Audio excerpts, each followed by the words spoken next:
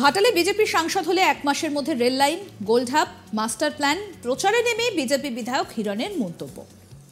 তৃণমূলের দাবি উনি গাঁজা খেয়েছেন, মানে হিরণ যাই বলছেন তৃণমূল কিন্তু কোনোভাবেই তাকে সিরিয়াসলি নিচ্ছেই না। মানে এদিন হিরণ বললেন তিনি যদি সাংসদ হন তাহলে 1 মাসের মধ্যে রেল লাইন, গোলঢাপ, মাস্টার প্ল্যান, কিন্তু যাই বলুক না কেন তৃণমূলের তরফে সাফ বলা হচ্ছে উনি নাকি গাঁজা খেয়েছেন। ভাবুন তো একবার। এবার আপনাকে আসল ঘটনাটা বলবো। বুধবার বিকেলে পশ্চিম মেদিনীপুর জেলার দাসপুরে হাজির হয়েছিলেন খড়গপুরের বিজেপি বিধায়ক হিরণ চ্যাটার্জি। অনেকেই বলেন তিনি নাকি সামনের লোকসভা নির্বাচনে বিজেপির সাংসদ প্রার্থী হতে চলেছেন। তৃণমূলের সম্ভাব্য প্রার্থী দেবের বিরুদ্ধে পাল্টা তারকা প্রার্থী হিরণ চ্যাটার্জি।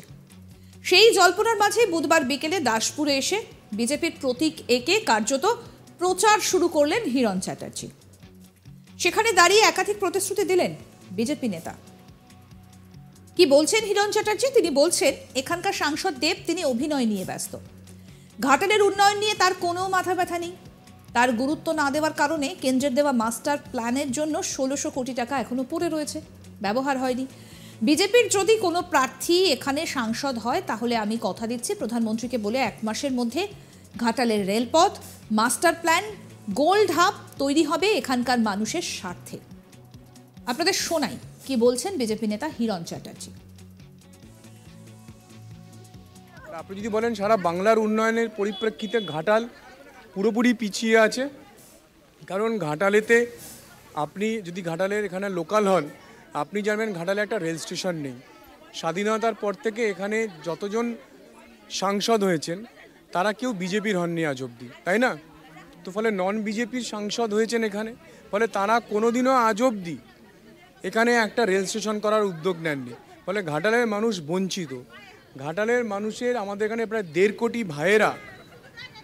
কোটি ভাইয়েরা আমাদের ঘাটাল লোকসভা থেকে কেউ গুজরাটে, কেউ মহারাষ্ট্রে, কেউ তামিলনাড়ুতে, কেউ কেরালাতে, কেউ পাশের রাজ্য বিহারেতে, কেউ উড়িষ্যাতে তারা সোনার কাজ করেন।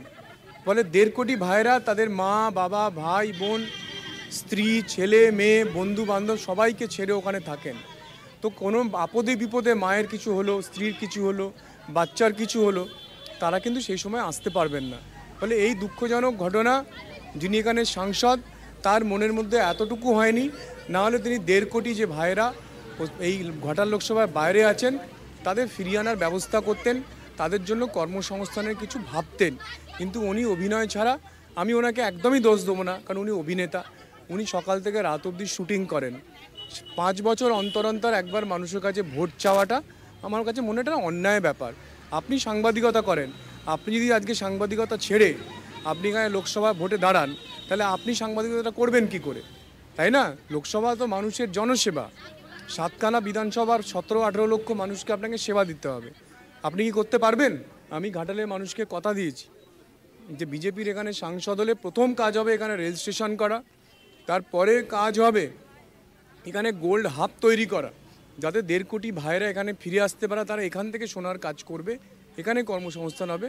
এবং তৃতীয় কাজ হলো প্রধানমন্ত্রীর যে 1600 কোটি টাকাটা, সেই টাকাটা আরেকটু বাড়িয়ে এখানে নিয়ে এসে ঘাটাল প্রকল্পের কাজ শুরু হবে। যিনি আমাদের যদি বিজেপির লোকসভার সাংসদ এখান থেকে হন 1 মাসের মধ্যে এই 3টে কাজ শুরু করবেন। 1 মাসের মধ্যে শুরু করবেন এই 3টে কাজ। এটা আমি ঘাটালের লোকসভার সমস্ত মানুষকে কথা দিয়েছি এবং সেই কথা আমি রাখবো। যিনি হবেন লোকসভার সাংসদ আমার দায়িত্ব থাকবে তাকে দিয়ে প্রধানমন্ত্রীকে বলে এখানে 3টে কাজ ইমিডিয়েটলি করা। এই প্রতিশ্রুতিকে কটাক্ষ করেছেন ঘাটাল সাংগঠনিক জেলা তৃণমূলের সভাপতি আশিস হুদাইত। তিনি বলছেন রাম কবে রাজা হবে আর সীতাই বা কবে বনবাসে যাবে তার ঠিক নেই এদের। গাছতলায় বসে গাঁজা খাওয়ার মতো খেয়ে গাঁজাখুরি মন্তব্য করেছে। যতটুকু কাজ বাকি রয়েছে কেন্দ্রের অসহযোগিতার জন্য বাকি রয়েছে। মানুষ ওদের প্রতিশ্রুতিটাকে চেনে, সেজন্যই গত বিধানসভা ও পঞ্চায়েতে ওদের ফলাফল খারাপ হয়েছে। শুনবো কি বলছেন তৃণমূল নেতা আশিস হুদাইত। কবে রাম রাজা হবে, সীতা তবে বনে যাবে, এটা আমরা প্রায় বলে থাকি। তো রাম যদি রাজা হয় তখন সে বিবাহ করবে, তারপর সীতাকে আনবে, তারপর সীতাকে রাবণ নিয়ে যাবে। তো এই জাতীয় গল্প তো অনেক শুনেছি। কিছুদিন আগে আমরা দেখলাম যে এই পঞ্চায়েত এই আমাদের বিধানসভা নির্বাচনের পর কে একটা ওই জানালানা কোপার তিনি বলে বসলেন আমাদের এই ঘাটাল মাস্টার প্ল্যান অনুমোদন হয়েছে।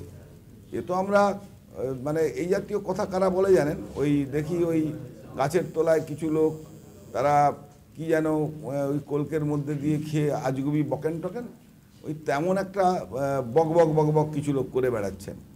এগুলো মানুষ কানেও দেয় না। আর তারপরেও কিন্তু আমরা লক্ষ্য করেছি যে মানুষ কিন্তু সারা বাংলায় 213টা সিটে তৃণমূল কংগ্রেসকে নির্বাচিত করে তৃতীয়বারের জন্য ক্ষমতায় এনেছেন।